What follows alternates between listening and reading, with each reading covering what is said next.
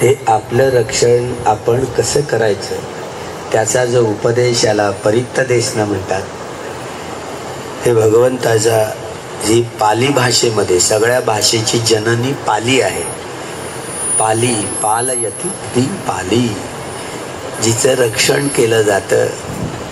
स्वतःचं रक्षण करण्यासाठी जी भाषा वापरली जाते तिला पाली म्हणतात.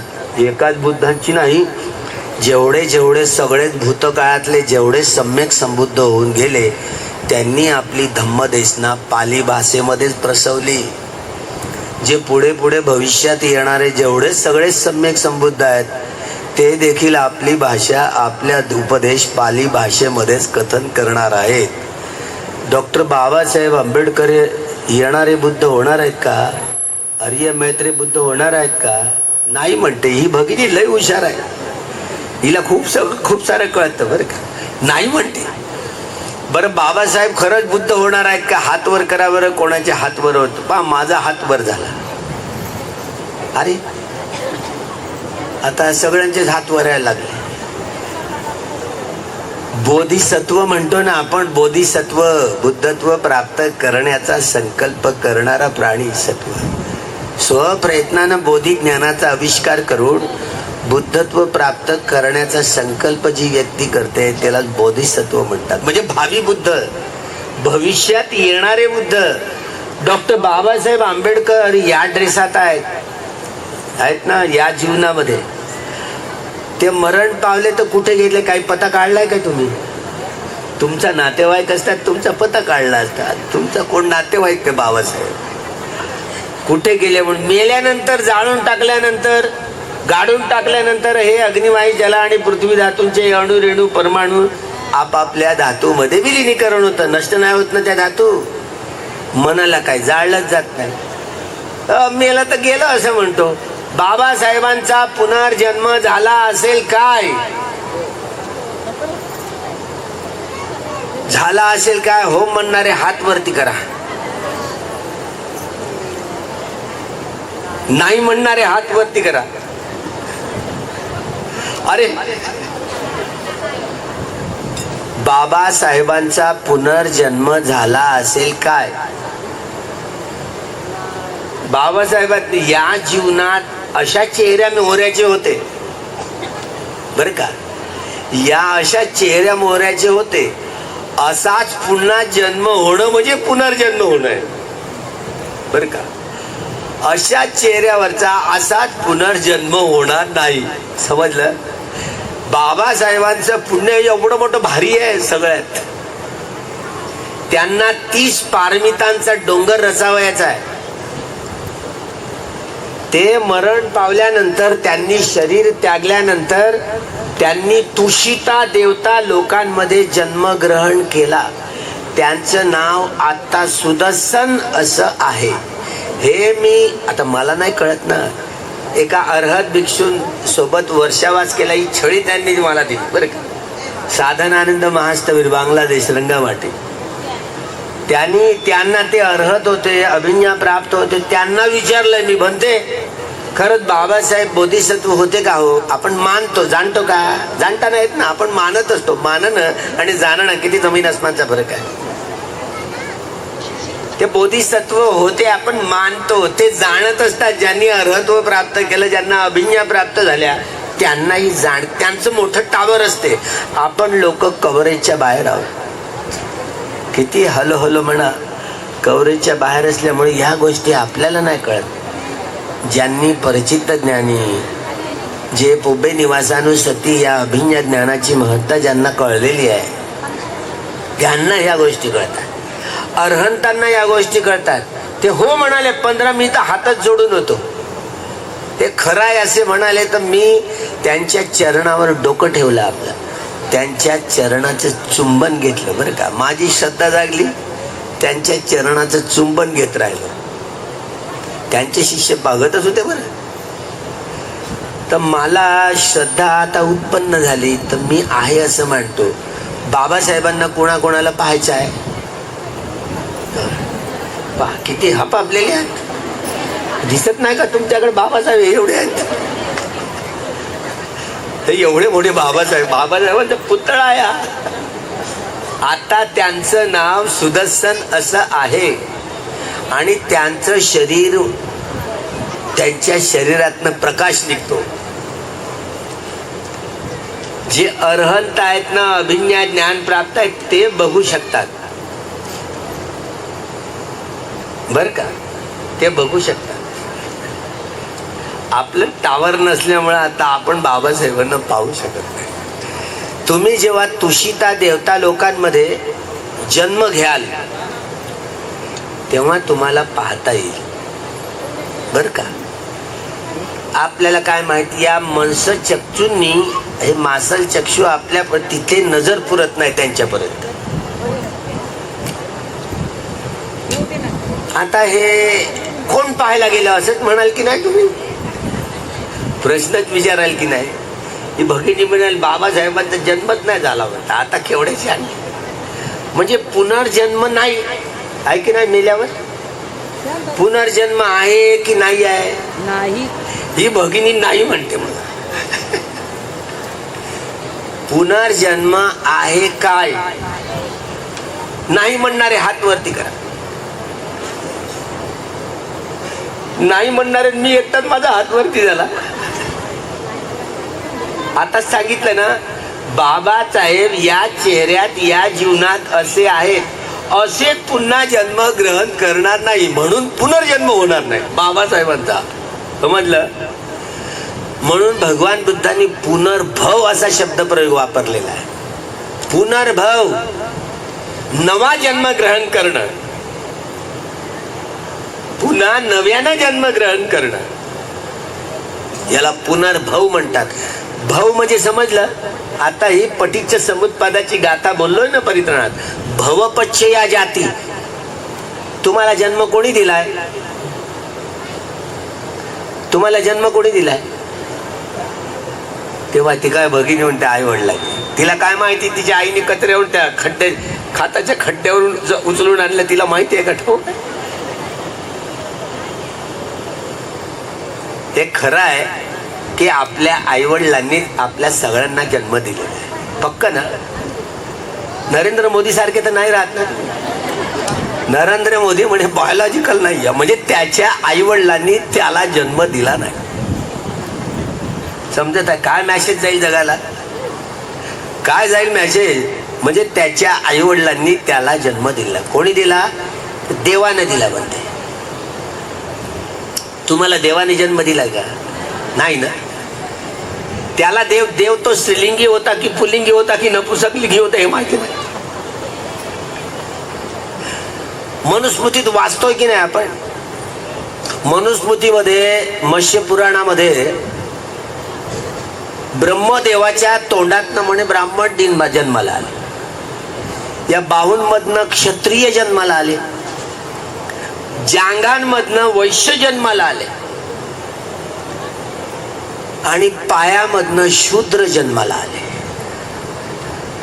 पंचवर्णाचा पता नाही, आमच्या या मातृशक्तीचाही पता नाही, त्या कुठनं आकाशातनं टपकल्या, आणि अतिशूद्रांचाही पता नाही. आता तो ब्रह्मदेव पुलिंगी आहे की स्त्रीलिंगी आहे की नपुंसकलिंगी आहे, आपल्याला माहिती कळायला मार्ग नाही आहे.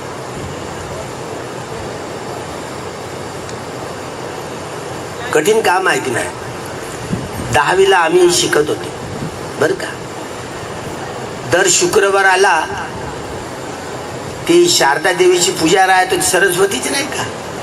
10 पैसे आम्ही वर्गणी द्यायचो. तर गुळ फुटाने घ्यायचे आणि गुळ फुटाने वाटायचे. कधी जास्त पैसे झाले तर नारळ घ्यायचं, नारळ फोडायचं आणि ते तिचा ढुंगण राहतं ना त्या नारळाचं, ते देवीला टाकायचे. ती पोरं काय करायची, घाई करायची, ते तिथला देवीचा प्रसाद राहतो म्हणजे त्या नारळाचं ढुंगण ते टाकतात. ते ढुंगण, अरे तिला खाऊ दे म्हटलं, ती ओरडेल तुझ्या नावाला. ते पोरं गर्दी करायची. मी मात्र त्या पूजेत जात नव्हतो. बाबासाहेबांची पुस्तकं जाळायचो, भगतसिंगाची पुस्तकं जाळायचो. मी नास्तिक का म्हणून पुस्तकं जाळायचो ना. आता मी होतो नास्तिक हे मास्तरांना माहिती झालं. मी काही पूजेला जात नव्हतो. तरी एक दिवस गेलो की याच्या मनात काहीतरी काळविरा आहे म्हणते. आज हा जाणून बुजून आलाय. मी पहिल्या डेस्कवरती बसलोय, पहिल्या खुर्चीवर. मास्तर म्हणाले, तू कशाला आलास रे? शुक्रवार आहे ना, आज सरस्वतीची वंदन आहे म्हणून तर आलो. तू येत नाहीस ना? आज यावंसं वाटलं म्हणून आलो. आणि पोरांनी वंदना बोलले. मी चुपचाप, मी काहीच बोललेलं नाही, काहीच नाही बोलले. मास्तर म्हणाले पोरांनो, मास्तर म्हणाले, पोरं म्हणायला लागली. मी ए तू गप आहेस रे, तू का बरं बोलत नाहीस? मी नाही बोलत. त्यांनी आणली छडी. अजूनही ओळख आहे बरं, एवढा मार मारला. बरं म्हणताय म्हण. मला डेस्कवर उभं केलं बरं का, कान पकडायला लावलं. म्हणतो तू म्हण आता सरस्वती. मी काय म्हणालो?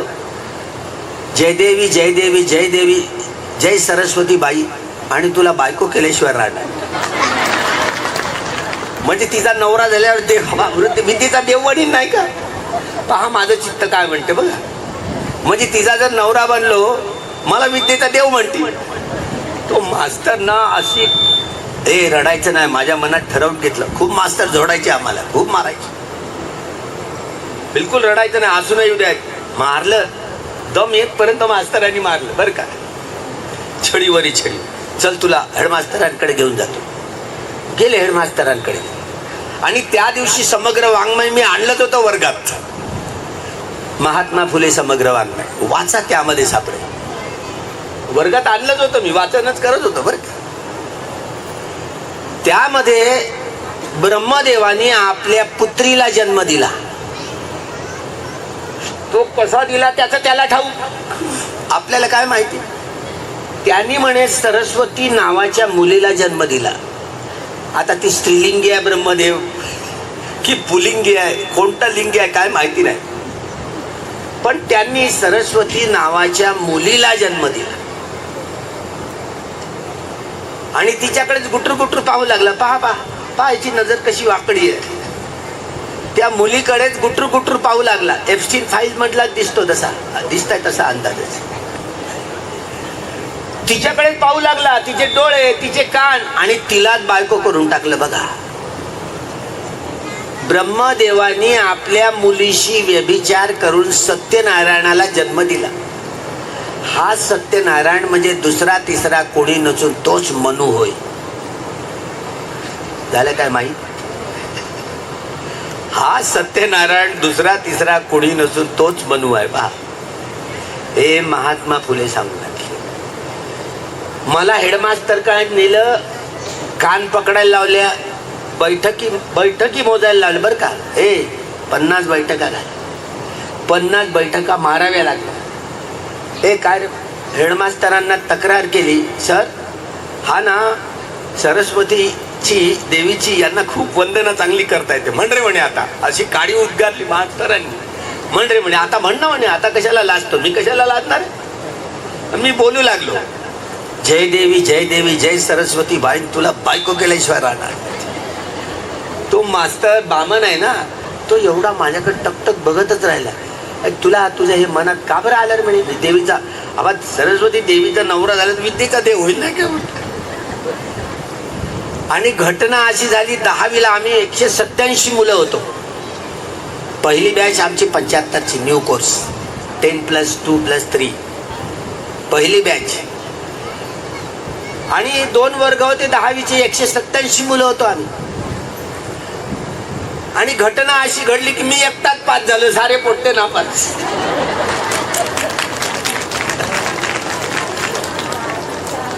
मी मेरिटचा स्टुडंट, मी पहिला येईल यासाठी मी तयारी करून पेपर असेच सोडवले. आणि नुसते बाउंड्रीवर पास झालो. मला किती माहिती होत नाही, 272 बाउंड 36.72 हे कोणी मार्क्स आहेत का? एकटाच पास झालो, फक्त पासिंग मार्क्स आहेत. मी फॉर्म भरण्यासाठी चाललोय की रिॲडमिशन घ्यायची, पुन्हा ऍडमिशन घ्यायची, मेरिटमध्ये यायची. तर रिझल्ट लागलाय तिकडे पास. एकटाच पास झालो. तर गावातल्या लोकांनी, सरपंचांनी हा एकटाच पास झाला म्हणून गावातल्या लोकांनी सत्कार केला. आता त्या सत्काराला उत्तर देताना लोकांनी कोट बीट टाय बीट घेऊन गेला ना, कोट टाय पॅन्ट बीट घेऊन गेला आणि मी माझ्या सत्काराच्या विषयी मी बोलू लागलो. ही पोरं सरस्वतीची पूजा करून गुळफुटाने वाटत होते म्हणून हे फेल झाले. मी अभ्यास केला म्हणून पास झालो, अभ्यास केला म्हणून पास झालो. मी मेरिटमध्ये झालो असतो, पण मी असेच पेपर सोडवले आणि पासिंग मार्क्स तरी मिळवले, पण बाकीच्या पोरांना तेही नाही करता आलं. बरं का, तू विचार करा, आपल्या शिक्षणामध्ये आता तर नव्या पाठ्यक्रमांमध्ये मुलांच्या या भारतीय संविधानाच्या जे डॉक्टर बाबासाहेब आंबेडकरांनी लिहिले प्रियम्बलमध्ये, प्रस्तावनेमध्ये आता धर्मनिरपेक्षता हा शब्द कापून टाकलाय, त्या ठिकाणी पंथनिरपेक्ष हा शब्द घातलाय. हा बदल करावायचाच होता सरकारला. घटनेच्या मूलभूत ज्या नियमांमध्ये तुम्हाला बदल करावायचा असेल तर पहिल्यांदा लोकसभेत जो ठराव झाला बहुमताने, ज्या विषयासंबंधी पंथनिरपेक्ष म्हणजे धर्मनिरपेक्ष हा शब्द हटवून पंथनिरपेक्ष करावा, हे लोकसभेत बिल मांडावं लागतं. या बिलावर प्रत्येक विधानसभेमध्ये, विधान परिषदेमध्ये त्यावर सविस्तर चर्चा केली जाते आणि त्यांची सगळ्यांच्या विधानसभांची, विधान परिषदांची मतं घ्यावी लागतात. त्यानंतर पुन्हा लोकसभेत चर्चा होते आणि ती चर्चा झाल्यानंतर पुन्हा राज्यसभेत हुशार माणसं असतात, राज्यसभेत त्यावर चर्चा होते आणि नंतर ते राष्ट्रपतीकडे सहीसाठी जातं. राष्ट्रपतींनी सही दिली तर ते पारित होतं. ही अशी प्रक्रिया आहे. मूलभूत अधिकारांवरती घटनेमधलं काही हटवायचं असेल तर असं झालं नाही आणि आंधळेपणानं धर्मनिरपेक्षता हा शब्द गाळ करून तिथे पंथनिरपेक्षता आणली. सत्यमेव जयते सोडून धर्मस्ततेच जय, धर्माचा विजय हो. बरं का, हे हा खोडचटपणा झाला. हा घटनेच्या मूलभूत सिम्बॉलला देखील हे धक्के देणं झालं. असं केवळ सरकारला नाही करता येत, हे बेकायदेशीर आहे. बाबासाहेब आंबेडकरांनी 395 कलमांमध्ये या देशाचं संविधान लिहिलंय. का लिहिलं?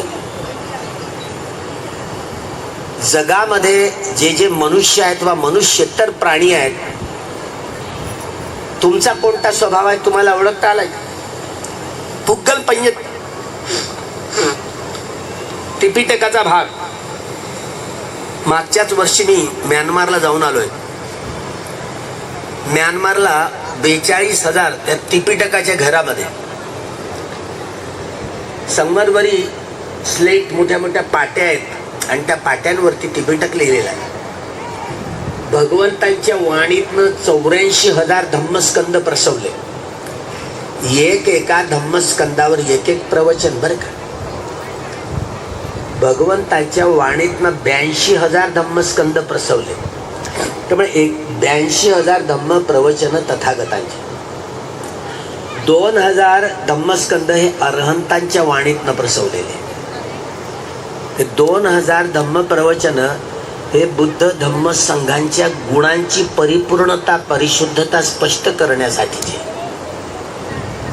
इतिपिसो भगवा इत्यादी इत्यादी भगवंताचे बुद्ध वंदनेमधले 9 गुण. या बुद्ध वंदनेतल्या 9 गुणांमध्ये, बुद्धांच्या 9 गुणांमध्ये धम्म साठवलेला. सुअख्खातो भगवता धम्मो संदिग्धिको इत्यादी इत्यादी.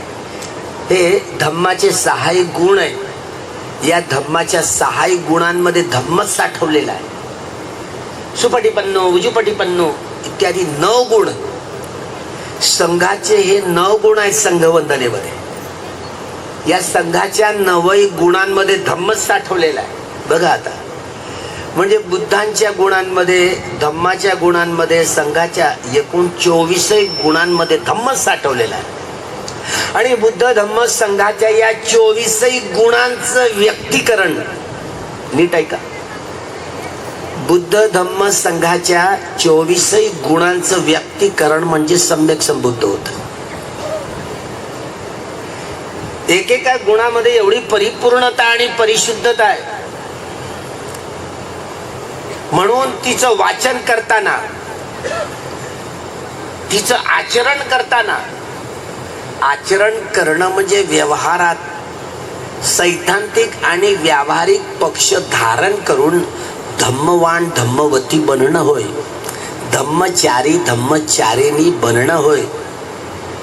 धम्मचारी धम्मचारिणी म्हणजे ज्यांनी आर्य सत्याचा साक्षात्कार केलेला आहे. तुम्ही आर्य सत्याचा साक्षात्कार केलेला आहे काय? हे बघा, 70 उलटली, धम्मक्रांतीची 70 वर्ष उलटत आहेत, तरी तुम्ही कोरे कंगाल आणि आम्ही कोरे कंगाल. बरं, आमच्यामध्ये तरी काही दिसतं का? आमचे मोठे मोठे जुने भिक्षू आनंद भदंत आनंद कौशल्याई, आम्ही लॉ कॉलेजला होतो. भदंत आनंद रूसला गेले होते, रशियाला.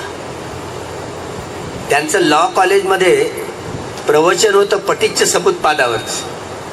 आम्ही ऐकायला गेलो. आता ज्या ओळी बोलल्या ना पटीच्य, इमस्मिंग अथी इमस्मिंग होती इदं होती, इमस्मिंग ना होती इदं ना होती, इमस्मिंग उत्पादा इदं उपज्जति, इमस्मिंग निरोधा इदं निरुज्यति. अविद्या अपचया संखारा कड्या सुरू होतात. भगवंतांनी पटीच्य समुत्पाद हा तिरंग्यावर जो 4था रंग बाबासाहेबांनी गाडलाय की नाही, धम्मचक्र, या 4 रंगी झेंडा आहे. पण सत्ताधारी पक्ष आणि विपक्षाचे लोक तिरंगाच म्हणतात. Four Nobel truth. आर्य सत्य 4 असतात, 4. डॉक्टर बाबासाहेब आंबेडकरांनी घटना दत्त भगवंताचा विचार या संविधानामध्ये पेरणी केली. न्याय, स्वातंत्र्य, समता आणि बंधुभाव, रक्ताचा एकही थेंब न सांडता समतामूलक जीवन पद्धती म्हणजे लोकशाही. ही एवढी लोकशाहीची सबळ व्याख्या जगातल्या कुठल्याच राज्यशास्त्रज्ञांना करता आलेली नाही. हे प्रियंबल मध्ये न्याय, स्वातंत्र्य, समता आणि बंधुभाव, मी माझे गुरु भगवान बुद्धांपासून उचललेली ही मूल्य आहेत, मानवी मूल्य.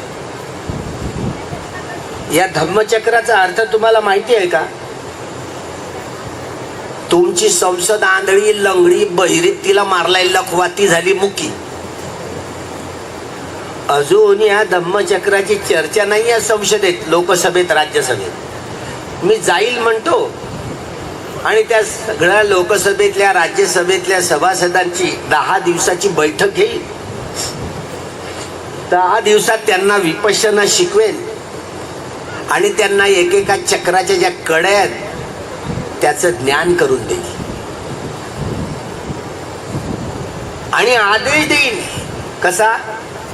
कूटदंत सुत्तामध्ये भगवंतांनी राजे महाराजे लोकांना जो आदेश दिला, घटनेचं हे मूलभूत अधिकारांचं 21वं कलम बघून बघा. त्यामध्ये सरकारी स्वस्त धान्यातनं या गोष्टी दुकानातनं पुरवल्या हव्या, ज्यामध्ये मुख्यतः त्याच्या मिनिट्स बुक मध्ये गेलं तर ह्या चर्चा आहेत. बाबासाहेबांना वाटत होतं घटना दत्त बुद्धांच्या विचारांची पेरणी करावी घटनांमध्ये, राज्यघटनेत. त्यामुळे 390 प्रकारच्या स्वभावाची तुम्ही आम्ही माणसं, ते हिंदू असोत की बौद्ध असोत की जैन असोत की शीख असोत की यहुदी असोत की ईसाई असोत की मुस्लिम असोत, ब्राह्मण की ब्राह्मण येतात, आदिवासी असोत, या देशातले की त्या देशातले, अशा प्रकारची वेशभूषा की तशा प्रकारची वेशभूषा धारण करणारे असोत, अशा प्रकारचे बोलीभाषा की तशा प्रकारची बोलीभाषा बोलणारे असोत, या वंशाचे असू दे की त्या वंशाचे असू दे, तुम्ही आम्ही सगळी माणसं रागमूलक, द्वेषमूलक, मोहमूढक, पहा रागरंजित, द्वेषदूषित, मोहमुडीत होऊन कामं करतो काया वाचा मनाने. तुम्हा आम्हाला शुद्ध चित्ताने कर्म करता येत नाही, म्हणून शुद्ध परिणाम येत नाही. म्हणून प्रत्येक घरात भांडी-कुंडी वाजतात. बोलू नका, हे काय रेडिओ नाही पुन्हा डबल डबल बातम्या ऐकायला मिळते. मुख्य मुख्य तुम्ही आम्ही आपल्या स्वभावाचे गुलाम आहोत. आपला स्वभाव आपल्या वर्तनातनं, आपल्या आचरणातनं उतरतो. बाबासाहेबांचा स्वभाव कोणता होता तुम्ही माहिती करून घेतली का? बाबासाहेबांनी त्यांच्या आयुष्यात 56 ग्रंथ लिहिले. किती? 56 ग्रंथ लिहिले. आणि एक मोठा ग्रंथ लिहायचा 5 वर्ष लागली त्याला. बुद्ध आणि धम्मा 5 वर्ष लागली. माझं स्वास्थ्य मला साथ देईल काय, हा ग्रंथ लिहायचा होता. एवढा मोठा त्रिपिटक, यामध्ये 21,000 धम्मस्कंद शुद्ध पिटकातली, 21,000 धम्मस्कंद ही विनय पिटकातली, आणि 42,000 धम्मस्कंद ही अभिधम्म पिटकातली आहे. एकूण 390 रागमूलक, द्वेषमूलक, मोहमूलक, बुद्धिमूलक, भयमूलक, वितर्कमूलक इत्यादी इत्यादी तुम्ही आम्ही या स्वभावामध्ये गुंतलं गेलो आहोत. आणि या आपल्या स्वभावाची निर्मिती आपण स्वतः केलेली आहे. याला बाह्य शक्ती कुठलीही जबाबदार नाहीये. पुक्कल पंचतीत अभिधम्मामध्ये 42,000 धम्मस्कंद तथागतांनी जे प्रसवलेले आहेत ना. बाबासाहेबांचा मानसशास्त्रावरील प्रबंध वाचा तुम्ही काळजीपूर्वक, म्हणजे या गोष्टीची उकल होऊ शकते. बाबासाहेबांवरती या बुद्ध वाणीचा कसा प्रभाव होतो. तुम्ही आम्ही 390 प्रकारच्या स्वभावाची माणसं, कुठल्याही संप्रदायाची असो, ते हिंदू असोत की बौद्ध, नाना प्रकारे कुठलेही असोत, प्रत्येक व्यक्ती आपापल्या स्वभावाची ती गुलाम आहे. आपला स्वभाव आपल्या वर्तनातनं, आचरणातनं उतरतो. तुम्ही कोणता दृष्टिकोन ठेवून कर्म करताय? आपण आपल्या स्वभाव विशेषाची दृष्टी ठेवून कर्म करत असतो. आणि आता बाबासाहेब वाचलाय, बुद्धांचा धम्म वाचलाय, विज्ञान निष्ठा आहे असं आपण कल्पना करत असतो. आणि आपण जवळपास वैज्ञानिक दृष्टी ठेवून वागण्याचा प्रयत्न करतो. बरोबर आहे की? अंधभक्ती, अंधश्रद्धा, कर्मकांड यांना स्थान देत नाही. भगवंताचा हा सद्धम्म, म्हणून अंधभक्ती, अंधश्रद्धा, कर्मकांड आणि काल्पनिकतेला तथागतांनी अजिबात जवळ फटकू दिलं नाही. आपले वैज्ञानिक देखील कधी कधी कल्पना करतात आपल्या विषयाची सिद्धता करण्यासाठी, पण तथागतांनी कल्पना केली नाही. कल्पनांना सद्धम्मामध्ये अजिबात स्थान दिलेलं नाही. सुरुवातीपासून ते अंतापर्यंत सत्याचा आधार घेतात. 6 वर्ष उन्हाळे, हिवाळे, पावसाळ्याचे रट्टेगट्टे सोसले. 6 वर्ष फुकटात गेले त्यांचे काया क्लेशाच्या साधनेचे. या कायमध्ये ईश्वर आहे की परमेश्वर आहे की आत्मा आहे की परमात्मा आहे, जीव आहे की प्राण आहे, हे तथागतांना काहीच दिसलं नाही. तुमच्या शरीरात जीव आहे का? तुमच्या शरीरात जीव आहे? जीव आहे का? बरं, प्राण आहे का तुमच्या शरीरात? हा प्रश्न ऐकलाय का तुम्ही कधी? तरी तुम्ही सजीव म्हणता जिवंत असणाऱ्याला. वैज्ञानिक देखील सजीव निर्जीव या शब्दाचा उपयोग करतात. तथागतांनी बोधी ज्ञानाच्या आधारावरचं जे संशोधन केलं, संपूर्णत्वाकडे, परिपूर्णत्वाकडचंच नाही संशोधन. त्यांना ईश्वर दिसला नाही, आत्मा दिसला नाही, परमेश्वर दिसला नाही, परमात्मा दिसला नाही, जीवही दिसला नाही, प्राणही दिसला नाही. तरी तुम्ही म्हणता ना, पाणाती पाता वेरमणी सिक्खापदं म्हणताय की नाही? पाणा म्हणजे बहुवचन झालं, प्राणी. तुम्ही प्राणी आहात का? तुम्ही प्राणी आहात का? मनुष्य प्राणी म्हणून तुमची ओळख आहे की नाही? ज्यांच्यामध्ये प्राण आहे त्याला प्राणी म्हटलं जातं. तथागतांना या शरीरामध्ये प्राणी नाही मिळाला, प्राण नाही मिळाला. तुमच्या घरातला माणूस एखादा मरू द्या ना, प्राण गेला म्हणतात. याचा जीव गेला म्हणतो. तथागतांना या शरीरात प्राणही दिसला नाही आणि जीवही दिसला नाही. तथागतांना मन पाहता आलं आणि मन काही डोळ्याने दिसत नाही. कशा मुलू मुलू पाहताय. तुमच्याकडे मुलू मुलू पाहण्याशिवाय काय मार्ग? बुद्धी आहे, एवढीशी बुद्धी आहे. वैज्ञानिक देखील जीव म्हणतात. भगवंतानी देखील लोकांना समजण्यासाठी म्हणून जीवितेंद्रिय हा शब्द प्रयोग केला. जोपर्यंत श्वास आहे ना, तोपर्यंत जीवन आहे. शेवटचा श्वास गेला रे गेला, त्यातच नाव मृत्यू आहे. समजत आहे ना? मृत्यू म्हणजे काय? हे जीवन संपणं आहे ना. मनुष्य मेला म्हणजे शेवटचा श्वास त्याचा गेला. मृत्यू म्हणजे समजलं ना? तुम्ही मरणार आहात. कोण वाचण्यासाठी आलं? कुणी नाही ना. आमचे एक भंते असं चिवर घालून आहेत ते भगवान बुद्धांचे. भगवंत जिवंत होते त्याच वेळेला ते 120 वर्षाचे होते. त्यांचं नाव महाकाश्यप. गुरुपा पहाडी, झारखंड, बिहार. ते तिथे वरती राहायचे गुफेत. गुरुपा पहाडी. महाकाश्यप राजकुमार होते. महाकाश्यप चमकणारच चिवर घालायचे.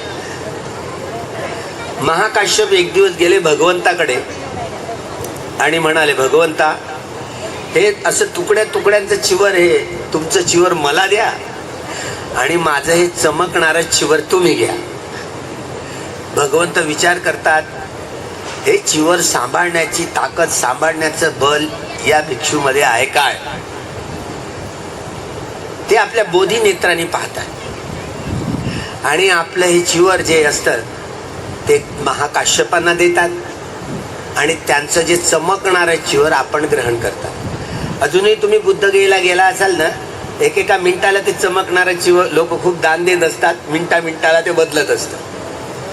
म्हणजे तुम्ही दान दिल्यानंतर मी प्रत्यक्ष भगवंताला हे चिवर दान देते असा भाव होतो मनात, आहे ना. मूर्तीत बुद्ध असतो का? म्हणजे मी भगतसिंगाचे पुस्तक वाचून एवढा निगरगड झालो होतो. तुम्ही हात तरी जोडताय बुद्धाला, मूर्तीला.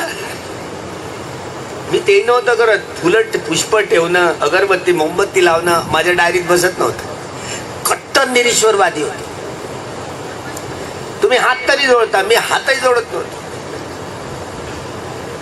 मूर्ती पूजेवर माझा विश्वास नव्हता. बाबासाहेबांचा तरी होता का? नव्हता ना. तरी एक घटना घडली.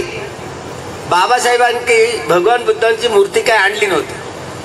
शेवटी मूर्ती नागपूरला मिळेल या विचारात होते, पण मूर्ती काय मिळाली नाही. शेवटी म्युझियम मध्ये मूर्ती आहे आणि रात्री 12 वाजता ती मूर्ती बोलवली बरं का म्युझियम मधून. बाळासाहेब खेड त्यावेळेला बंबई राज्याचे मुख्यमंत्री होते. त्यांना तार केली आणि म्युझियम मधून ती मूर्ती रात्री 12 वाजता आणली. गुरु चंद्रमणी यांनी त्यांनी सुत्त पठण केलं. अष्टधातूंची मूर्ती ती अजूनही चिचोलीमध्ये ठेवलेली आहे. एवढी मूर्ती जी मंचावर ठेवली होती धर्मांतर या धम्मक्रांतीच्या वेळेला नागपूरच्या पवित्र दीक्षाभूमीवर. बाबासाहेब उठले आणि त्या मूर्तीजवळ गेले. मोडेन पण वाकणार नाही, कोणाच्याही पुढे झुकणार नाही. बाबासाहेब बोलणं आहे ना, ऐकताय ना. मोडेन पण वाकणार नाही, कुणाच्याही पुढे झुकणार नाही. भगवान बुद्धांच्या मूर्ती पुढे ते झुकले. ते वाकले, पण वाकले की नाही, झुकले की नाही. मोमबत्ती प्रज्वलित केली. पत्रकार मात्र पाहत होते. अरे आता कबीरपंथी माणूस, कबीरपंथांना मूर्ती पूजेवर विश्वास नाही. बाबासाहेब आंबेडकरांनी मोमबत्ती कशाला जाळली, त्या मूर्तीला कशाला वंदन केलं. आता निरीश्वरवाद्याचा पिंड आहे. बाबासाहेबांनी मोमबत्ती लावली आणि आपला माथा त्या मूर्तीच्या भगवंताच्या चरणावर टेकला. झुकले की नाही? तुम्ही झुकता की नाही? मी झुकताना पाहिलं की नाही? मी झुकायला लागलो, पण झुकत नव्हतो मी अगोदर. मी उलटा प्रश्न विचारायचो की मूर्तीत बुद्ध आहे का.